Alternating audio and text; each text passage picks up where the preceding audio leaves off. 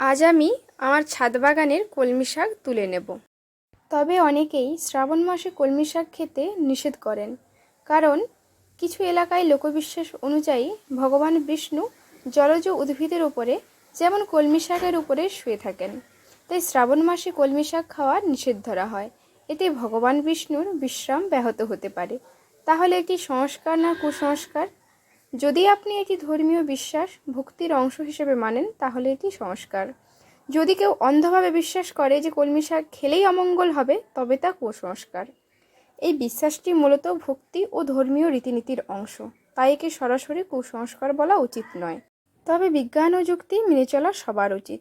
আসলে কলমি শাক একটি জলজ উদ্ভিদ। বর্ষাকালে জলজ প্রাণীরা কলমি শাকে ডিম পাড়ে, যা খেলে শরীরের ক্ষতি হতে পারে।